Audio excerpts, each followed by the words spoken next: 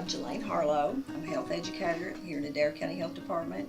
Adair County is part of the Lake Cumberland District Health Department. County health rankings put us at 84 in health behaviors, and that is because of our smoking rate, our adult obesity rate. They're both around 35%, and our physical inactivity rate is about 35%. We have a health coalition that actually started in about 2010. We grew and became a true working health coalition in about 2011. And as we grew as a coalition, we started to apply for grants and receiving money, and we started stretching out in everything that we were doing, the work in the community. So we needed a new name to encompass everything that we wanted to do as a health coalition. So we chose the name WATCH, which stands for Working Actively Toward Community Health. So we are the Adair County WATCH Coalition. As the WATCH Coalition, I myself and Destiny Greer, our diabetes educator, are co-chairs. It was a coalition started through the health department, and this is where we meet, is in this area right here in the health department. We started doing community assessments. We use the Mobilizing for Action through Planning and Partnership tool to work through those assessments. We have completed all 4 of those, started looking at our strategic issues in order to come up with a community health improvement plan. One thing that we knew is from surveys is that people wanted smoke-free dining places. They wanted their schools tobacco-free. They wanted free places to get physical activity that were safe. And those are probably the 3 things that we found as a community. But as a coalition, what we found is that a lot of our health issues came from or were caused by the breakdown in the family unit. So we knew as a group that everything that we did, we wanted to make sure that we included the family and built up the family unit as much as possible.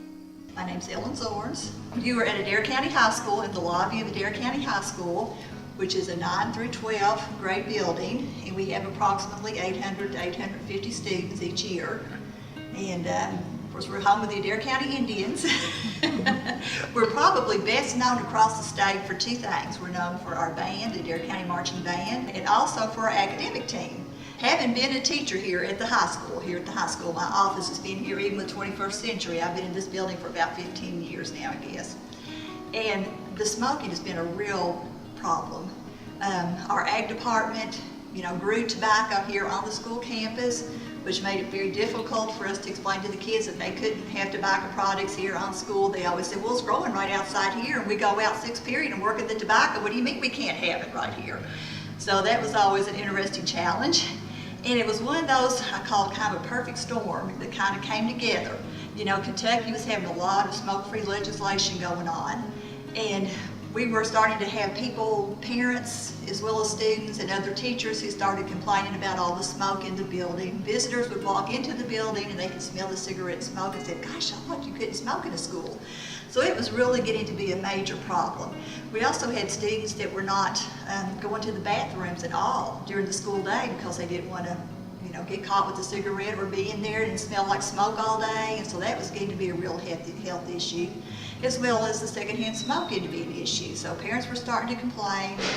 So Jelaine and I kind of got together, and Jelaine has really been pushing this for a long time. And I kept saying, Jelaine, I don't think we're ready. I don't think the school people are ready. I mean, the ag department they were a very strong force here at Adair County High School as well, and in the whole community. So finally, like I said, that perfect storm arrived, and we said, hey, now it's time. And Jelaine had gotten a grant for air quality control monitoring, or air quality monitoring. Then we decided that this was the year. This was the time that would be perfect to go ahead and try to go smoke-free. There was a lot of emphasis with the 24/7 tobacco-free schools, also statewide. Although it wasn't around our rural areas here. I mean, none of the counties around us had even considered going smoke-free because they were like us. They just weren't ready. Now, Jelaine had, however, gone before the fiscal court, and she had gotten the county to go smoke-free. And that had been a major undertaking, and also, began the pathway for us to do this. So we got together with all our information. I'll talk to the school superintendent, and he was very much in favor. This was a new superintendent. He was very much in favor of being smoke-free. Talked to the high school principal. He's always been in favor of it, but just didn't really, it was just so overwhelming here, didn't know how to do it. And went before the board, and so they overwhelmingly voted to go smoke-free. And then at that time, we decided the best thing to do would be a very positive media campaign to let the public know what's going on. Of course, the parents need to know before school started that the school's going to be going smoke-free. The kids need to know before school started it's going smoke-free. Staff members need to know, so we started doing the positive campaigns with the media. And really, they were really able to help us a whole lot, and that did really well. And then we actually didn't start the discipline of students or anything until January of that year. Our superintendent said, let's give it a few months and let everybody kind of get used to it. But we did go ahead and get the signs put up, and that was through another Healthy Communities grant. We got the signs, we got the clings on the doors. We paid for a lot of the media ads through that, as well as through Kentucky ASAP. And so we had everything ready to go when school started that year, that we were going to be a tobacco-free campus. Now that included our football fields and our track. And some people had a harder time understanding that than they did, not smoking inside the buildings. But we kept explaining this is a smoke-free campus. That means the entire campus is smoke-free. All of our vehicles, all of our buildings, all of our people who are on campus, whether it's personnel or visitors, students, whomever, it is smoke-free. So we got rid of all of our little buckets where you could put your cigarette butts, out back where most of the teachers were standing smoking in different buildings and all, and became a smoke-free campus. Okay, my name is Leanne Jesse. Basically, I am very involved in physical fitness, and when Shalane Harlow came to me and talked to me about the possibility of doing this coalition, I was very interested in that because I know how important health is. I know there's a lot of health issues here in the county, and I just thought it was a wonderful way to actually bring physical fitness in a very unintimidating way to people of the county. So that's how I became involved in it. Yes, the mailbox is what houses our quest.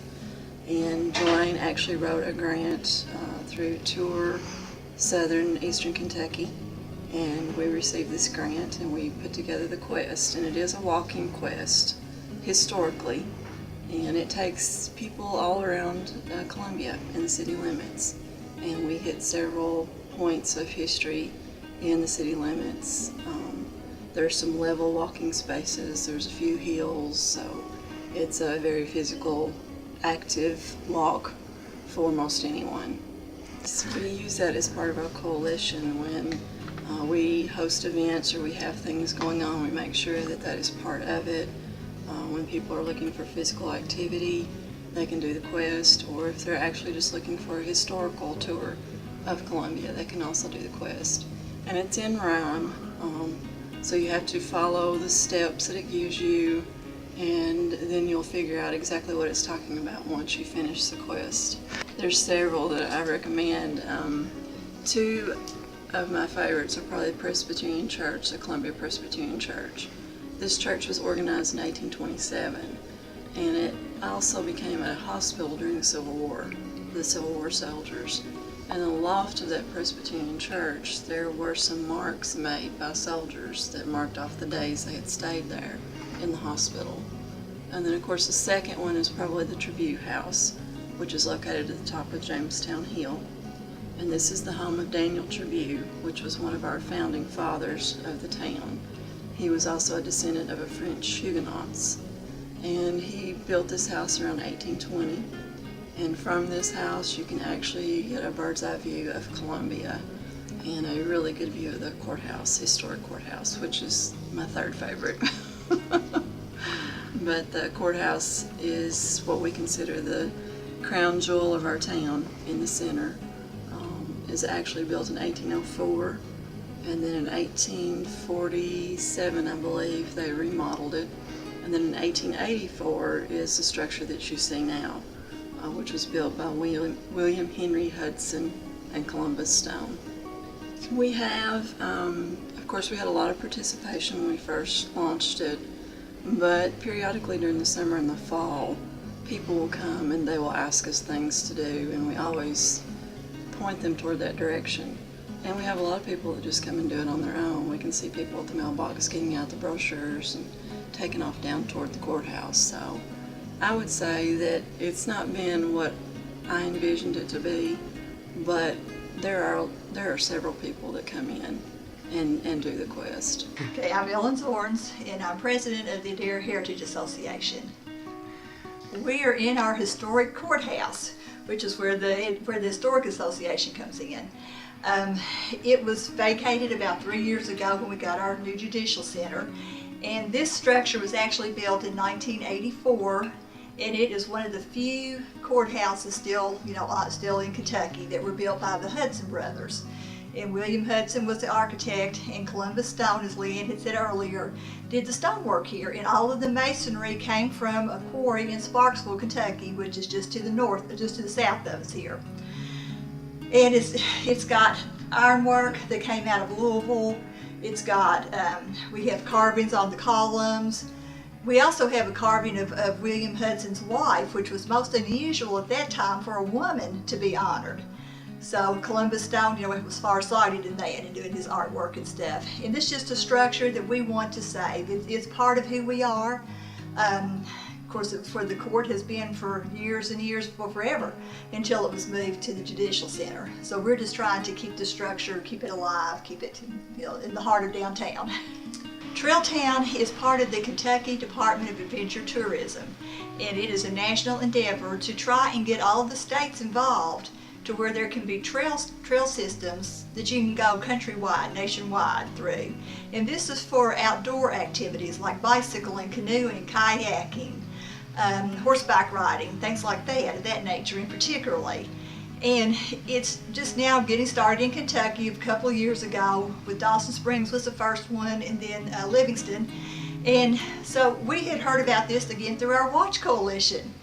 We kept hearing about it there, and then I was also getting information from Kentucky Preservation about trail towns, which you can also preserve your heritage this way as well.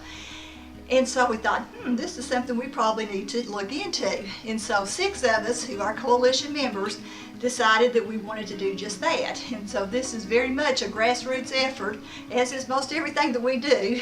And so we decided to go for it, that we would go ahead and talk about it a little bit and see what needed to be done, and we would go from there.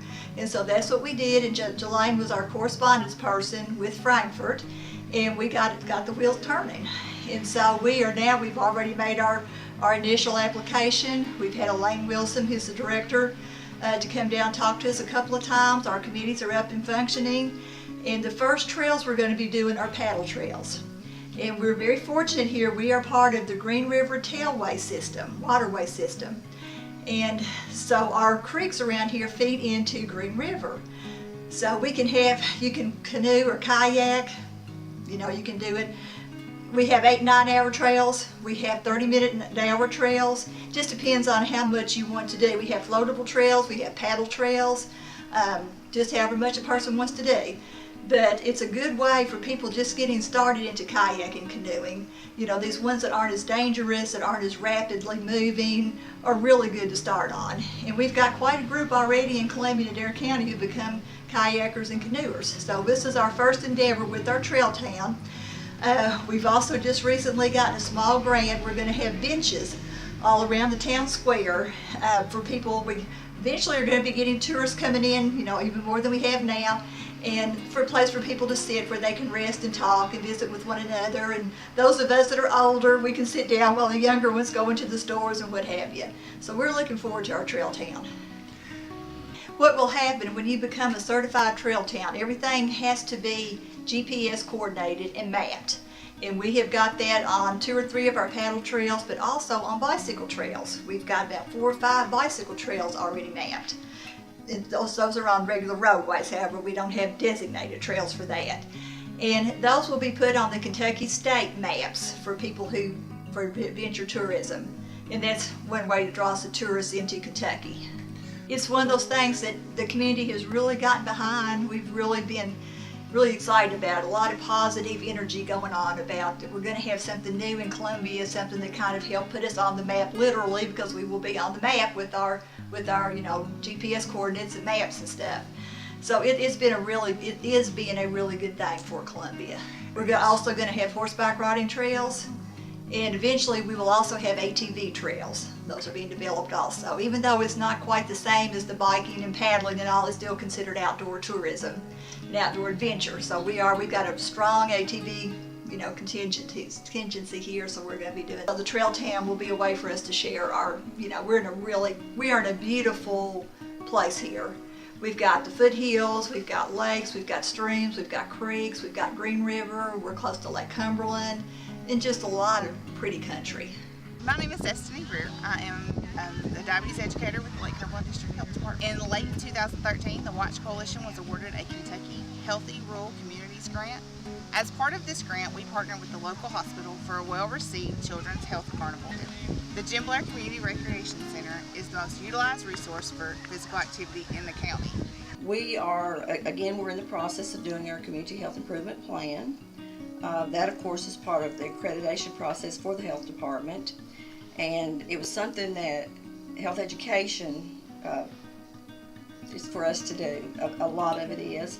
But the coalition is, I guess I could say, a labor of love in a sense, because I think being with our partners, some of our partners today, you can see that we all care about each other, we care about our community. So I think that our coalition is only going to grow. The things that we have put in our community health improvement plan, like our walking club, our trail town, providing activities for families, it's only going to bring our community together. And it's all of these things we're going to need funds for, but not a tremendous amount of funds. And we pull together very well, so we can take small amounts and make large things happen.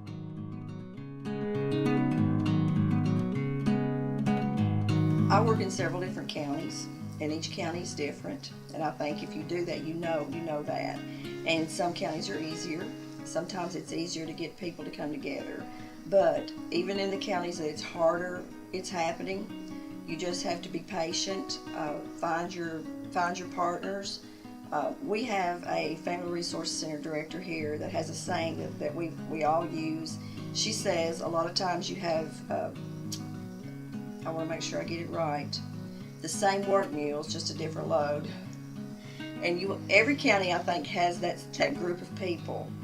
But what we're doing is adding to we're just gathering up the workers, the worker bees, and so the load's not as heavy for everybody. And that takes time. So just don't give up and stay at it.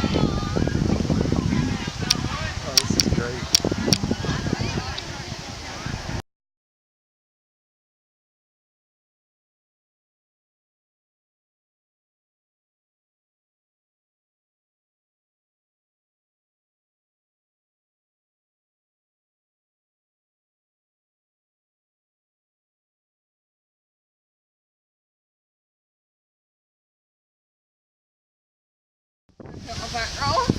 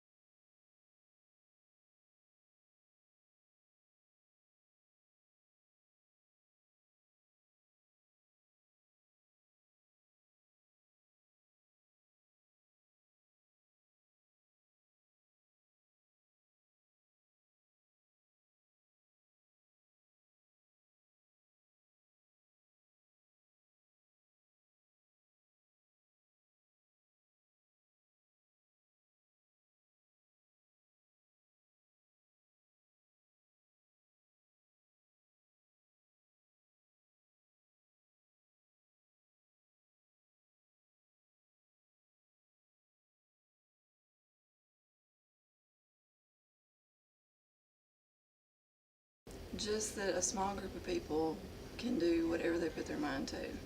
It may take a long time. It may take a lot of energy, but if you're like-minded and you feel a desire and a drive to do certain things, you can do it. You can accomplish it. And I think this coalition, that's what I feel from it. It's very cohesive. Everyone is like-minded. No one is trying to take control. Everyone is working together. And I think when you work together, you can accomplish great things.